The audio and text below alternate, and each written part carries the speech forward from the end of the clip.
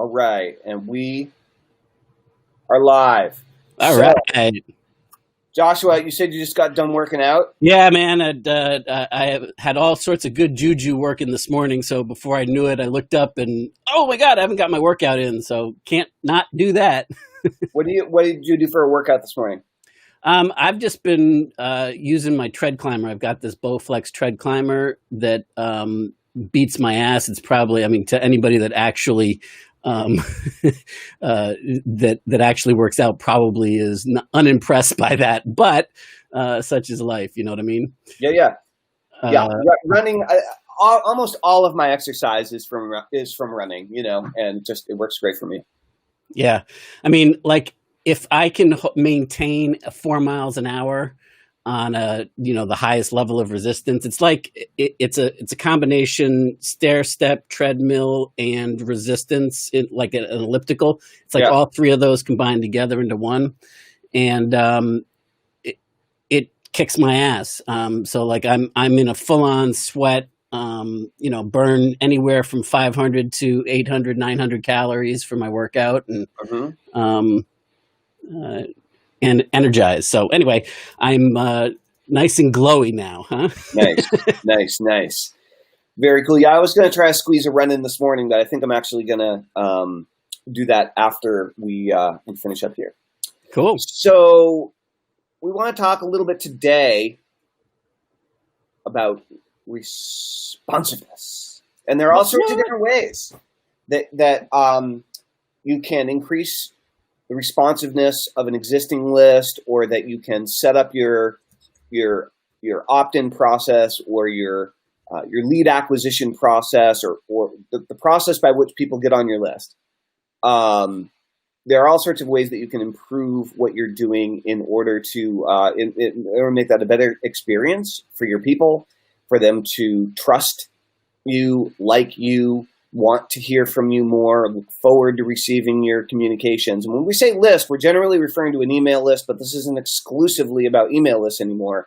There's so many different ways that you can communicate with your people. But email, in my opinion, is it's the media, it's the core medium of choice, right? And we can talk about that more a little bit later too. So I first started learning about the idea of responsiveness from you, Joshua, with NPOD and the whole idea of the X factor and creating hyper responsives. And so maybe we could talk about the X factor for a little while, and how this concept that you discovered, what it is and why it's one of the contributing factors. I'd like to talk about a bunch of different ways to increase responsiveness, both tactical and strategic, Cool. Yeah. Hey, Gene, how are you? Well, Morning, Gene. The way that I discovered the X factor is kind of by accident, right?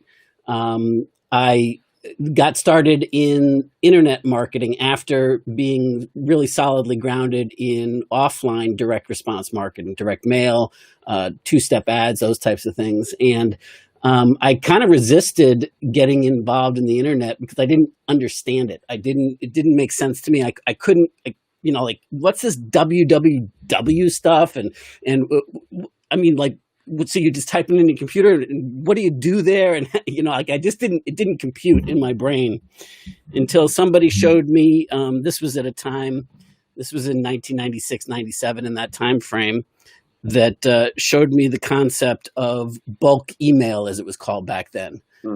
It's no longer legal today. It's now what we'd call spam. But when I understood the way that email was working, and that you could actually target people via email, the lights went on for me. And I was like, well, now this makes sense. I get this. So I can reach out to somebody. The concept of a website bewildered me, because to me, it felt like a billboard in the desert. You know what I mean? Like a brochure sitting at the coffee shop. Right? Yeah. And I was like, well, how do people see that? Why would they want to see it? Who gives a shit? You know? Right. And but email, now that made sense to me, because I could actually send a message. And so I discovered what email was. I didn't know what it was.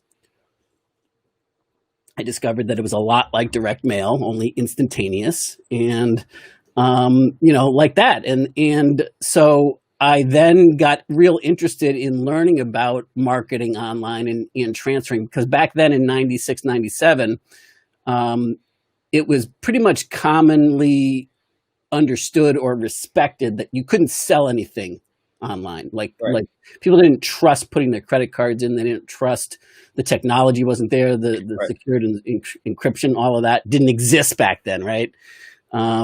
So like everybody used the mediums for lead gen, for to build relationship and to move them offline into a sales conversation, a conversion conversation offline.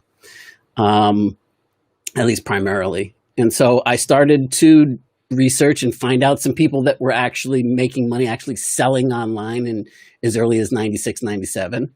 And even though the bulk of it was still with lead gen, right? So I had a successful offline marketing campaign, a two-step ad approach and direct sales approach, direct mail as a follow-up to convert. And it didn't, like I said, I figured, I could just do the same thing online, right? Just transfer it over, and come to find out, it doesn't work like that, right? Let's see what Garrett said.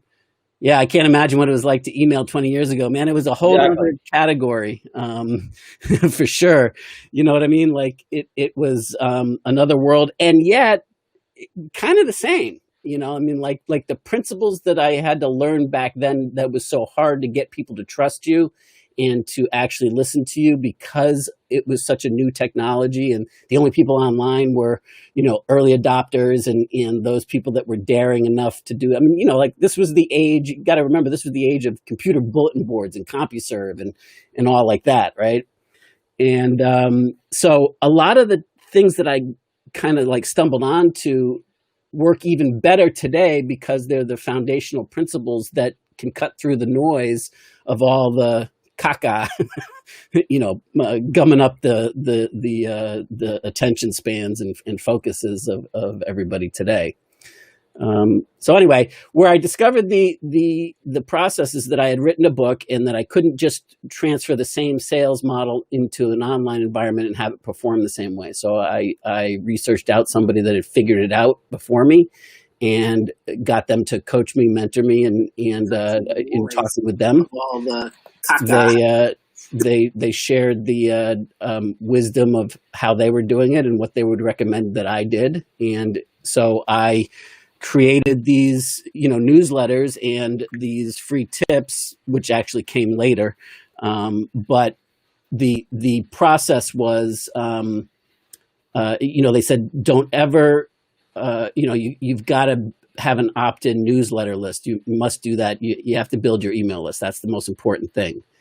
And I said, okay, I didn't know any better, so it makes sense to me.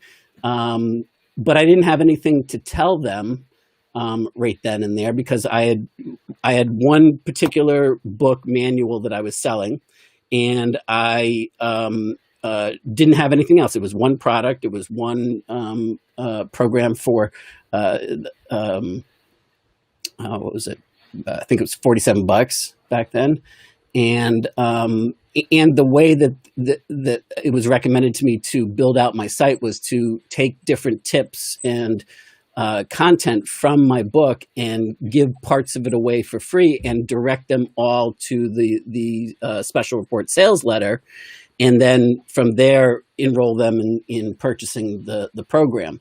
And so that's what I did. There was like 7 or 8 tips or something like that all led to the sales letter. And whenever somebody came to the site, they would, scroll through, and whenever they wanted to, the bottom of every page was, for more tips and tricks, click here to continue. And that was the main, special report process. And so the long and the short of it was, I didn't know what I was going to write about in the newsletter stuff. So I started thinking, well, let me produce another product. And if I can write a chapter a month, so to speak, with, over the course of the next 12 to 15 months, I'd have another product that I could then deliver. And so I just focused on making the content as good as I possibly could and delivering that. And unbeknownst to me, it created this strong following and engagement and process by which people were really hyper responsive, and that's what ended up turning into the X Factor downstream. So, what would you say the definition of the X Factor is? It's systematically and consistently converting complete strangers into trusted advisor type, relationship where you become their consigliere or their Oprah, so to speak, in a by design way, so that there's a specific process that you move people through, and you systemize it so that once you put it in place, you can set it and forget it, to quote Ron Popeil, that it does the relationship building process. If you do it right, at least with one segment, then the feeders of the people coming in, it builds the right rapport, takes them from stranger to the point where they're now not only liking you, because we talked about people say that you got to know, like, and trust somebody before you'll do business with them. Right. Actually, they leave out a very, very important, most important key element of the emotional relationship building thing. It's beyond trust. They've got to respect you. So know, like, trust you enough to listen to you, and then be willing to respect you. And that comes down to your authority at that level on a particular subject. There's certain things that people will respect my opinion on, come to me for advice on.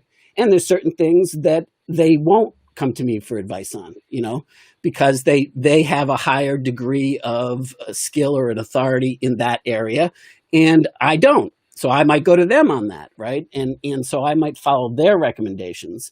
And so, basically what the X Factor was building this relationship building process deliberately by design into your list building journey, and then putting it in an automated fashion or a systematic fashion that you could dial up, dial down, and expand out different avenues of people coming into that. And it works as well today as it did back in 96, 97.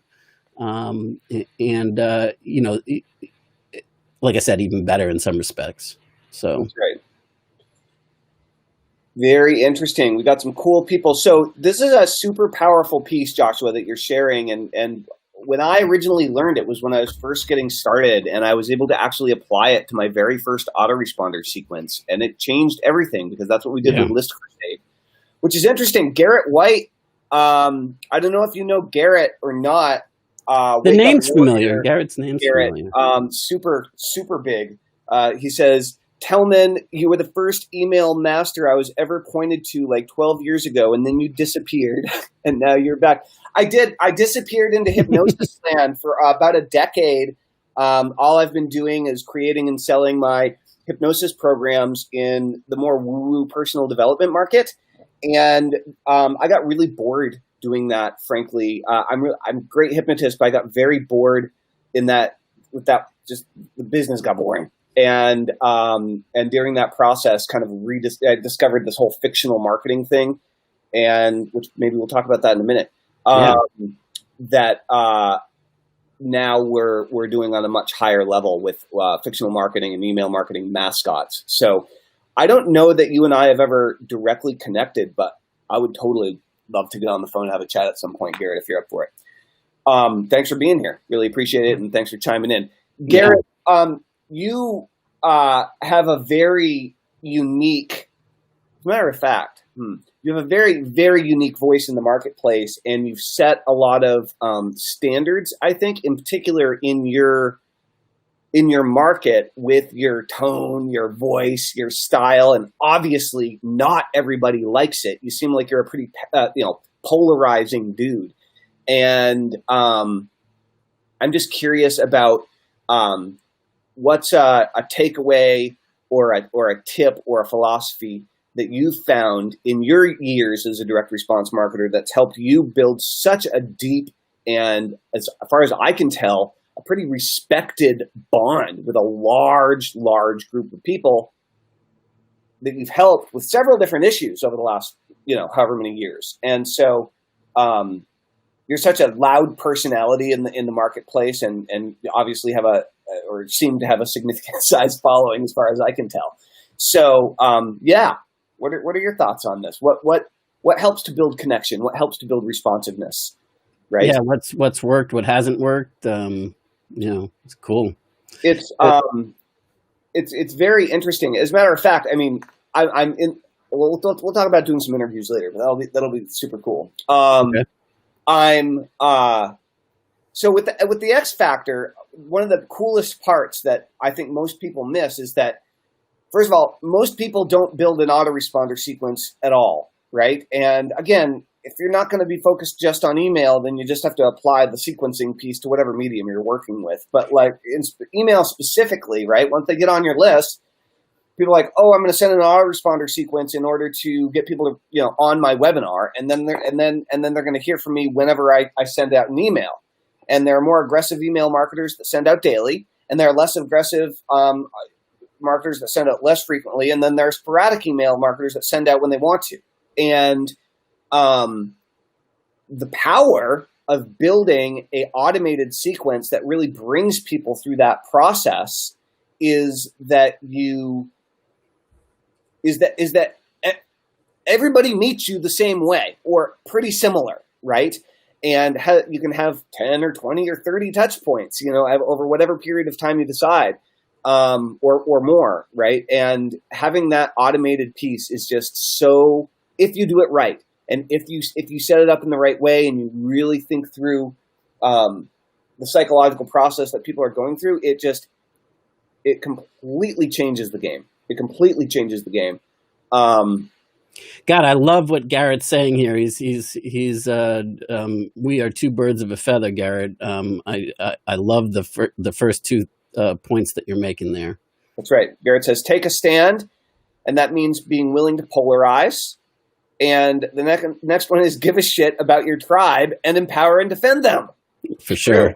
True. It's so interesting. Like being willing to take a stand and being willing to polarize also means that you're standing in integrity and willing to say who should not be a part of your circle of influence, who should not be paying attention to you, and being clear that that's who you don't want to serve, and telling them so, not as a technique to dare them to opt in, but as a true service to have them find help elsewhere. That's right. And truly mean it. I totally agree. Say what must be said and not what is politically correct. Man, yeah, like that goes right in with all the previous two things that you said. Just be yourself and quit putting on airs. Be who you are. Right. Tellman makes no apologies for his crazy beard and antics, and nor should he. But to be fair, sometimes it bites you in the ass, right? So it is possible to make significant, large-scale social errors. I can tell you this. I've totally done it by doing or saying something wrong time, wrong place, and so that doesn't mean, like everything, there's consequences if you. Yeah, but the way that I look at it, Tillman, is I'd rather they find that out now, ahead of time, than it's like when you're dating. You become somebody that you're not, and if you're not your true self, when you get married to that person, they discover that hey, wait a minute, it wasn't who I thought you were, because you weren't being that person, but you were acting for as long as you could act to be that person. Then all of a sudden you revert back to yourself and everybody's pissed off at you. Better they find out who you are prior to that than, after the effect. And yeah, man, Garrett, are you in my brain? So actually you have the A to A process, right? Yeah. Okay, so this is a great time to segue. So first of all, if you guys are interested in learning more about how to increase the responsiveness in your connection with your people, on the way in, as they enter your world, even if they've been on your list for a long time, don't worry, this doesn't rule you out. Joshua put together an amazing process called the asshole to advisor process. And we were just looking at it. It's been absolutely fantastic stuff. It will introduce you to some of these ideas, right? Yeah, on 2 levels too, by the way. You'll get to see how I'm doing it personally, how Telman and I are using this and leveraging it and creating it. And you'll also learn insights from my point of view as to, how to apply this in your own life. And from that point of view, like some specific tactical things, as well as, the actual case study of how I'm using it. Nothing to buy, Garrett, but thank you. Telman, you want to drop that link in, or yeah, I just drop it in on Restream, and I'll go pop it into the groups as well. I will absolutely shoot you a DM, Garrett, and I'm sure we'd have some funny things to talk about. Yeah, it's in the comments, and if you can put your comment up on the screen, at least people can see it if they want to, type it in. It's pretty simple. It's just go/A to A. Yeah. Awesome. Yeah. So it's I'm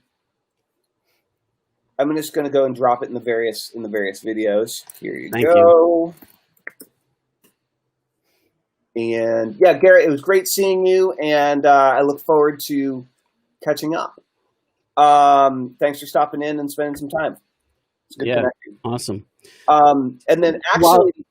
Go ahead, Telman. I was just gonna share something while you were dropping the last link. Go right ahead. What's up, Ted?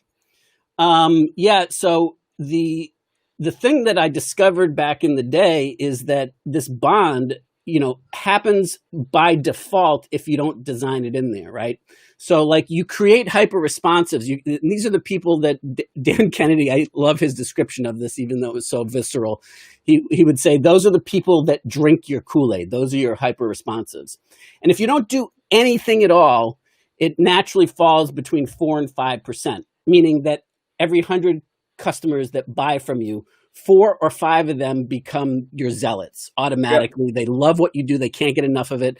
They say, whatever you got, I'm in, I'll write you a check. Matter of fact, keep my credit card on file and just bill me anytime you come up with something new. That's right. Those are your exciting things, right?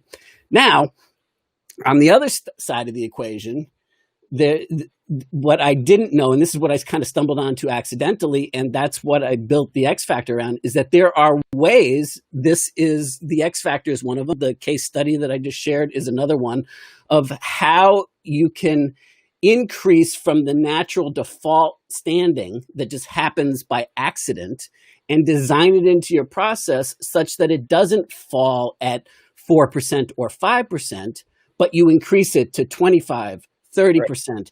I've had it as high as 60% of my list, depending on how I've segmented it and built that relationship with, that is just super, super responsive. And it's not that difficult.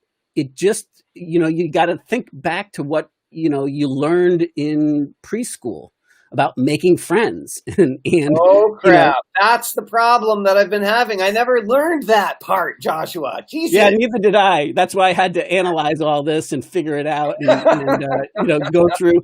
I forget what the saying is, but the other side of the elegant simplicity on the other side of complexity, there's simple, and then there's all the crap and that you got to go through to make it so simple on the other side that it's actually actionable and practical. That's right. I forget what the quote is, but that's the basic thing, right? Where I had to go through all this complexity to try to figure out and make it simpler. And, guess what? I'm doing it again. I'm going through the complexity to make it simpler on other things, and we're definitely in some things still in the complexity stage.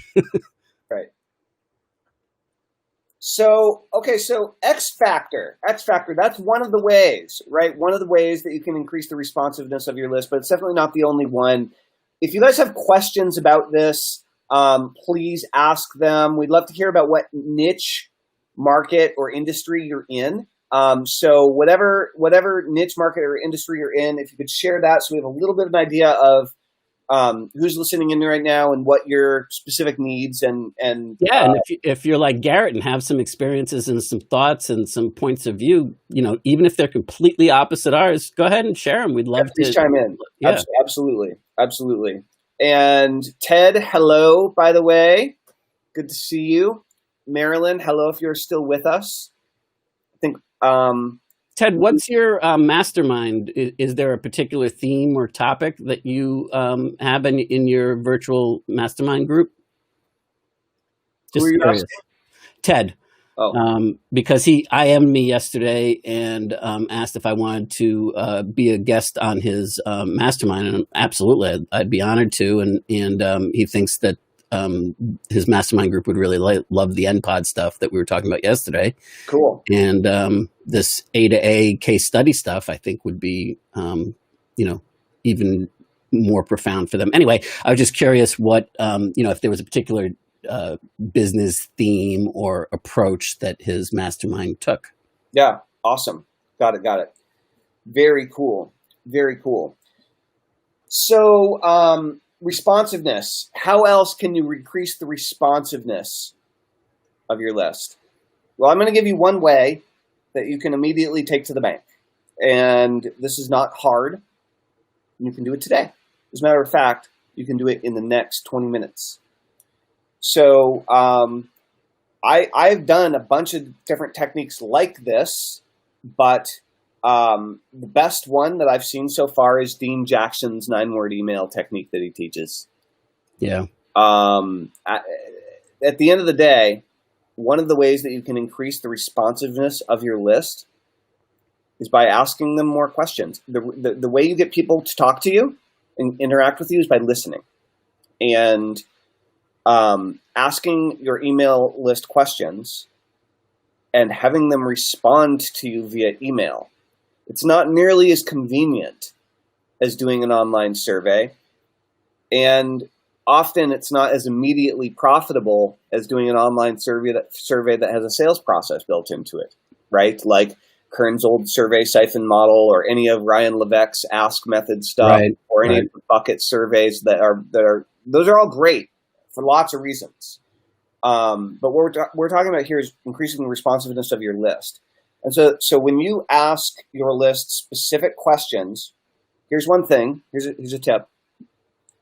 Ask them only opinion-based questions where no matter how they answer, they cannot be wrong. Yeah. Okay. What color is your hair? I mean, the only way they could be wrong is if they're bald, but then they'll say, I'm bald, I don't have any hair, right? So they're still not wrong. They're still, or what's your favorite color? What's your favorite food, right? Do you like sports? These are all opinion-based questions. And the reason you want to ask open-ended opinion-based questions is because the reason people won't respond, especially in email, partially is because they don't want to be criticized, right? They don't want to feel like they are stupid, or that someone who they respect, which is you, they don't want to give you the wrong answer. They don't want to be wrong either. Yeah, I mean, think about back in like class growing up, elementary school. Who wants to like raise their hand and speak out and be wrong? Like nobody does, right?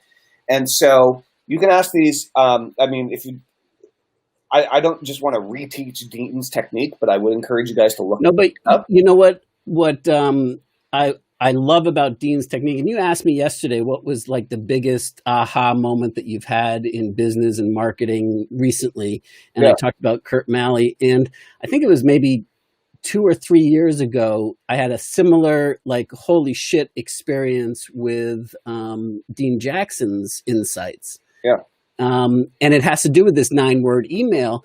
In that he discovered, the reason why he invented it, he discovered that, and this blew my mind, that when somebody is in buying mode, that 80+% of the purchases are made over between 90 days and 6 months to a year after their first initial inquiry.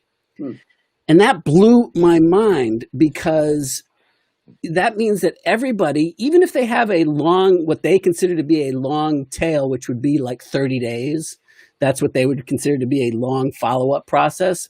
they're missing 80 to 90% of their business because those people don't end up purchasing, but they do purchase eventually. Right. But they purchase from somebody else, a competitor or somebody that stayed in touch or that contacted them somewhere between the 90-day mark and the 1 year mark. That's so that's like, holy shit. And that's what, like the brilliance of the 9-word email is just to remind them that you have something that they might want and that they should look into it, and just simply ask them the question, are you still in, or do you still want to know more? And it's a way of re-engaging them that's phenomenal and so simple, because it's like a personal email. It's direct, and it's just working with the numbers, brilliant. Depending on the industry and how it's done, buying leads can be considered cool or uncool, sketchy or not sketchy. Right. So when I'm talking about buying leads, I'm talking about legitimate leads, hopefully that aren't resold over and over and over and over and over again. Right. But I just had this, but many of them are, and realize that if you're buying leads, like generally speaking, that's not necessarily the type of list we're talking about right now. It can be. You can apply the same principles. They're still real people. Sure. But it's much harder on that mass bulk level to build a deep connection if you're buying leads. But here's what I just realized as you were talking. Like, who's in the business of buying old leads?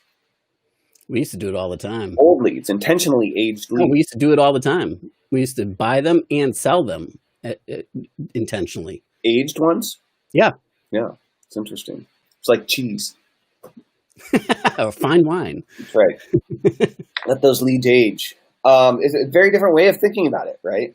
It is, but you've got to, your strategy's got to shift, right? And it's got to be what Garrett talked about as his first key insight, which is you got to give a shit. You got to give a fuck about them and truly take a stand for them and defend them. And because you truly deeply care about the subject and about them, whatever that is.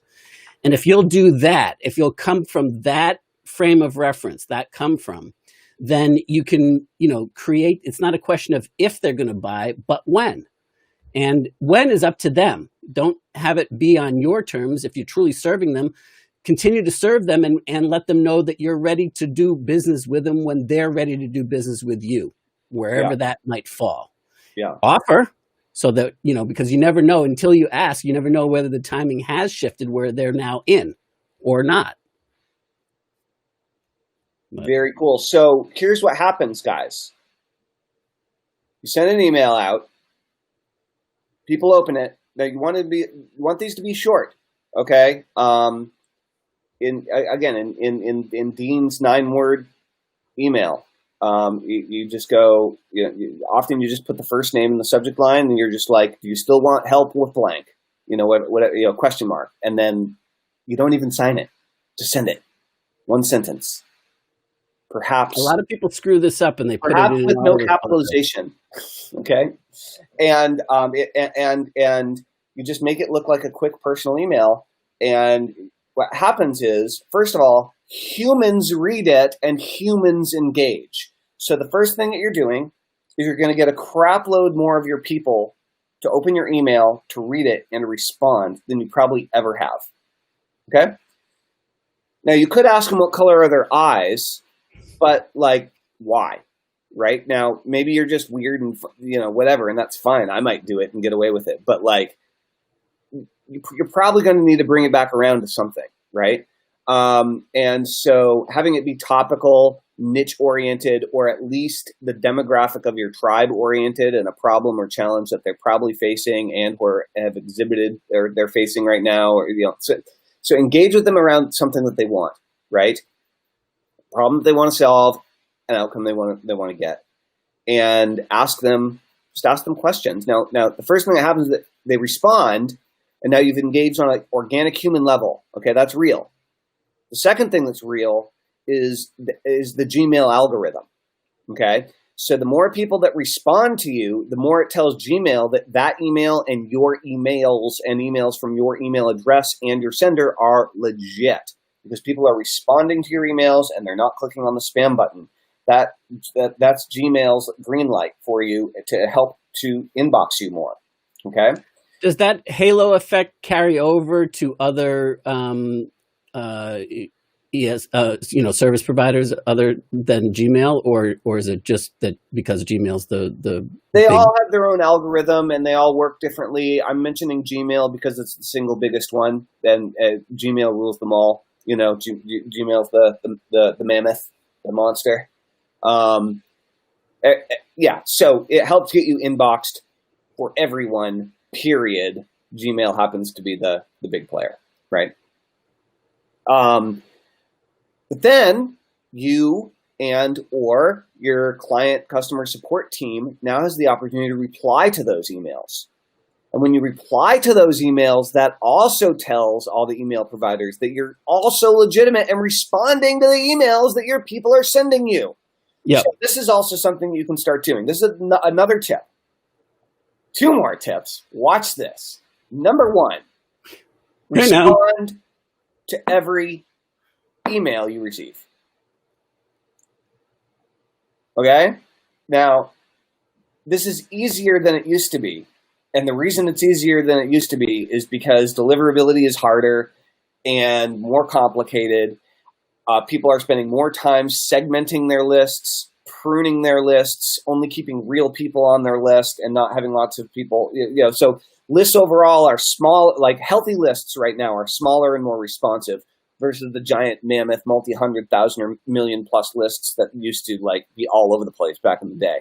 Yeah. And that's because deliverability is harder. You have to put more time into cleaning your stuff, right? Yep. But if you reply to everyone, or at least everyone that seems legitimate, right? Don't reply to spam.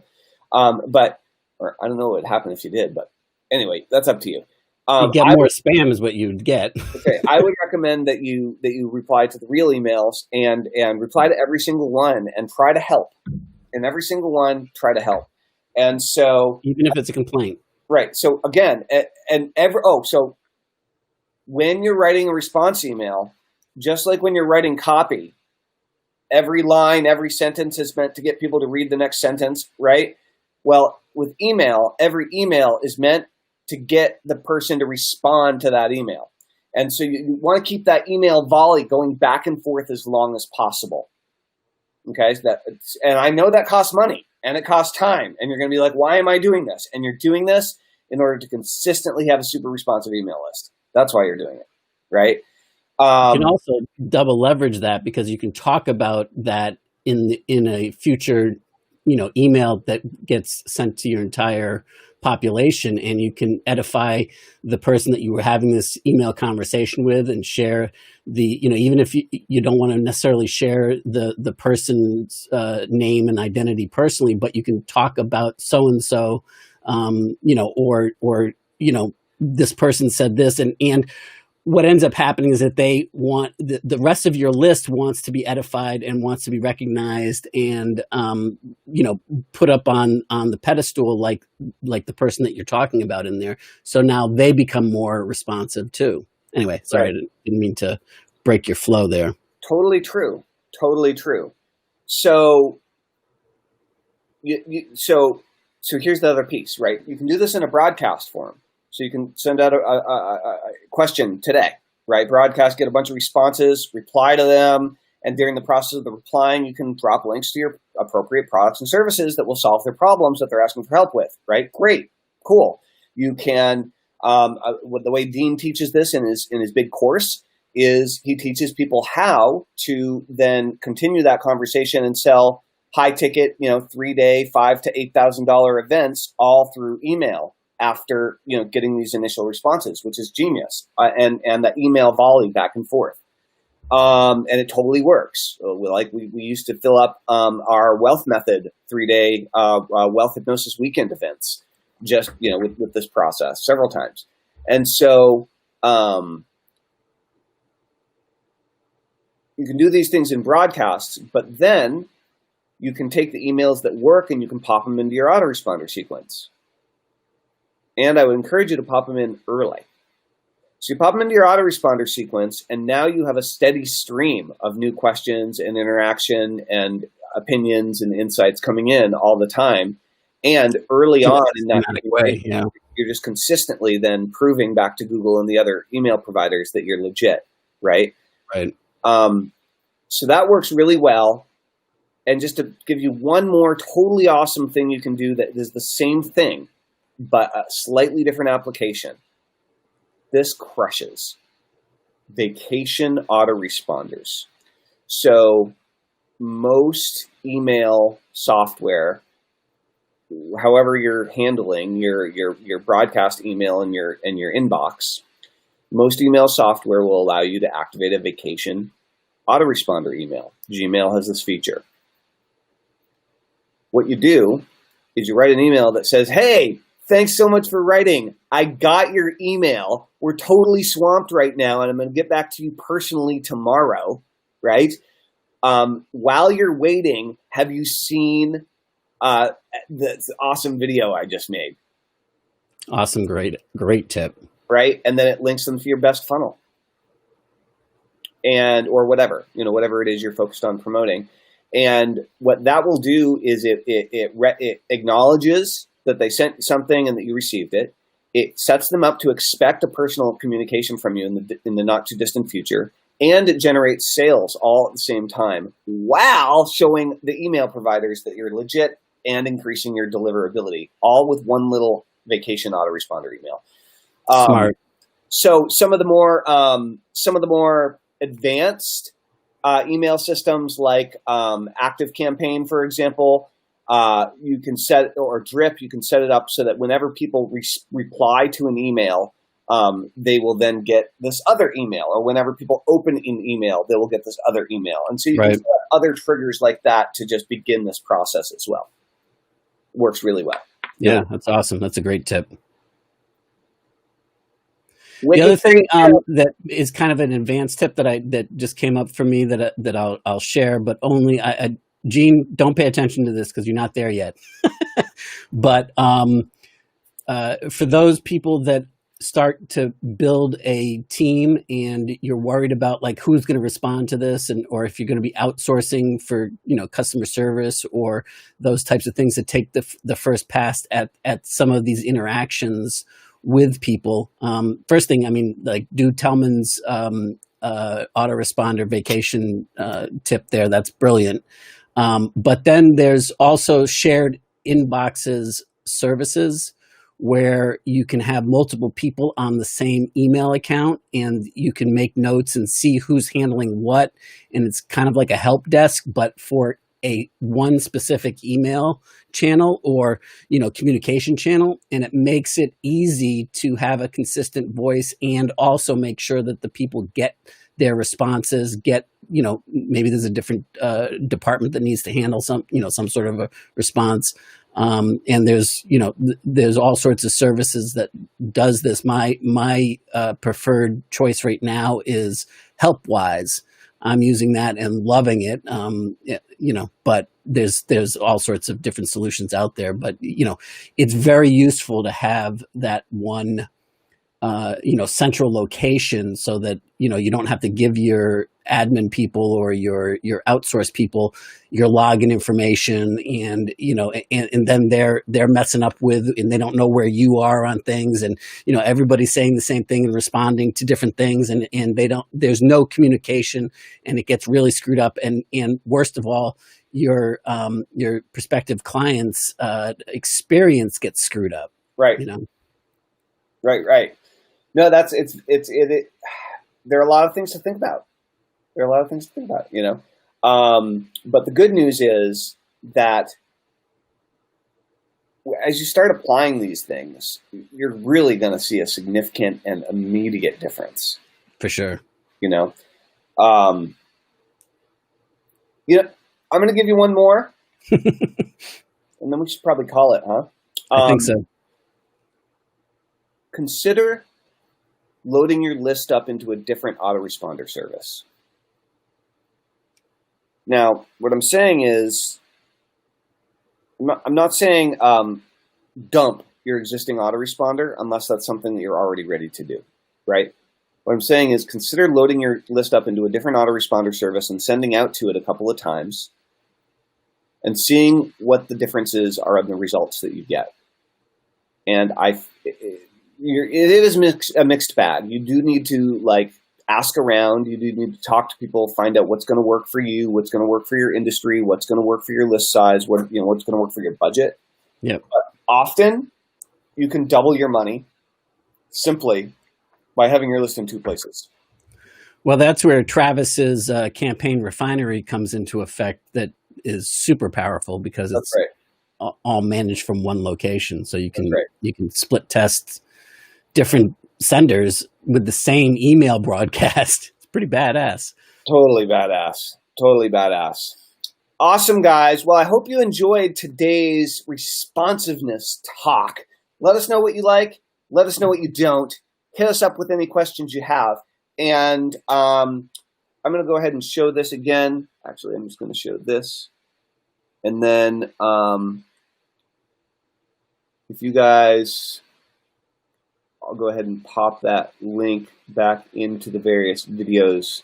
Again, let's see, copy link address. So yeah, if you guys could, if you're interested in the kind of stuff that we're talking about here, then what you should do is click on the link and go to the A to A process that Joshua has put together here, and you're going to love it. I mean, Joshua, you just want to get a little A to A process commercial. This is not something that you need to buy. This is totally a free resource that Joshua created. Yeah, I mean, it's awesome on two levels, if I do say so myself. Level number one is that it's going to give you the actual knowledge of how, how to apply this from the 7 steps that actually take place in building relationship from asshole to advisor.